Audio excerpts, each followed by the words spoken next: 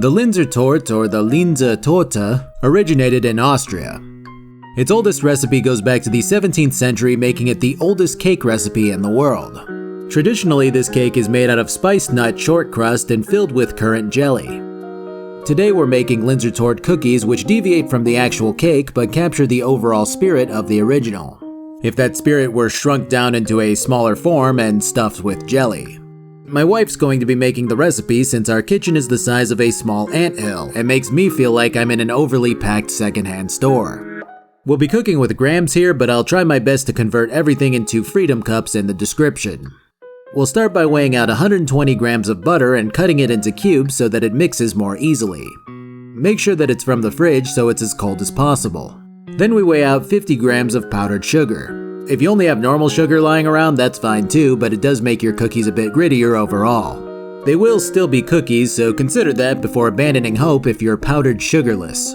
Then we're gonna mix the butter and the sugar in a stand mixer if we feel like bowing to machinery, or we can smash the hell out of the two with a fork and return to our caveman roots. Either way, you want your end result to be well incorporated and very fluffy. Now let's prepare our dry ingredients. First, you'll want 150 grams of white flour and 100 grams of hazelnut flour. If you don't have hazelnut flour or forgot to buy it, then you're in the same boat that we were in here. Fortunately, you can really get away with using any kind of nut flour here. Yes, even almond, I guess. For us, we quickly blended about 94 grams of hazelnut and 3 cashews. When you've procured your 100 grams of nut flour, add roughly 2 tablespoons of cinnamon, 1 tablespoon of ground cloves, 1 tablespoon of cardamom, 1 tablespoon of cocoa powder, and a sprinkle of nutmeg. Don't sweat the exact spice amounts here. You can honestly use and mix them around as little or as much as you want and leave out what you don't like. Though that said, the most important parts here are the cinnamon and cocoa powder. Next, we'll add our dry ingredients to the stand mixer and let it knead our dough for a couple of minutes or until it turns into a crumbly ball. Or several smaller crumbly balls. Or just crumbles that remotely stick together. Look, you just want it to look like a shape or shapes, preferably of the ball variety. You're probably going to want to use a stand mixer or a hand mixer or any kind of machinery here just because heat is a problem with this kind of dough. You can use your hands to fold the dough together, but you'll want to keep those bad boys on the colder side so that your body heat doesn't melt the butter too much. You can now refrigerate your dough for up to a week or freeze it for as long as you want, but that's what you said about that chicken breast in the Ziploc bag at the back of your freezer, so freeze at your own caution.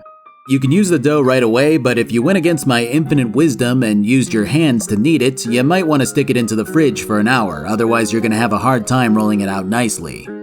When you are ready to bake your cookies, preheat your oven to 190 degrees Celsius or 375 degrees Fahrenheit. Dust your work surface with some flour and grab a little bit of your dough. The dough is going to be pretty damn sticky due to a lack of eggs, so we like to roll it out using plastic wrap.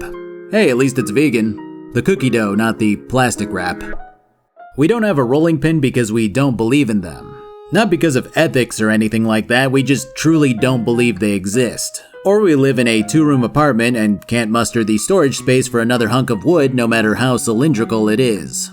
I'll let you decide the truth on that one. We instead decided to use a glass. We flatten the dough until it's about, 4 millimeters thin. It really is up to you though.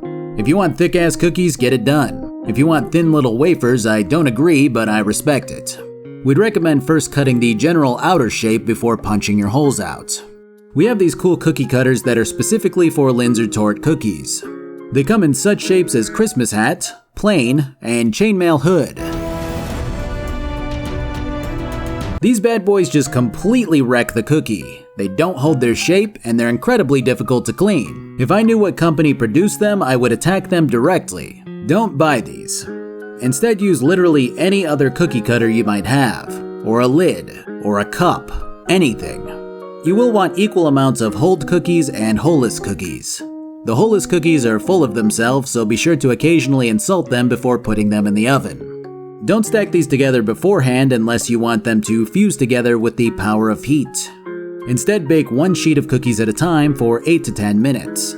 Ours got a little too dark at 10 minutes, but it's obviously going to depend on your oven and tastes. If you like a crispier cookie, leave them in. If you want them fluffier, pull them out sooner. Regardless, I would check them around the 7 to 8 minute mark. It's filling time. Do not say that to your wife. Traditionally, these cookies are filled with blackcurrant jam, but we prefer a mixed berry jam. You can honestly fill them with whatever you like though. Jelly, jam, Nutella, marshmallow paste, peanut butter, whatever. Just take the holeless cookie, that's the one without the hole, and then spread a small spoonful of filling onto the center of it. Then gently place the holed cookie on top. I know what you want to do, and trust me, it's a mistake. You want to press that fucker down. Don't do it. You're going to break your cookie. Repeat this last step 5 million times and say a silent prayer to subway workers everywhere.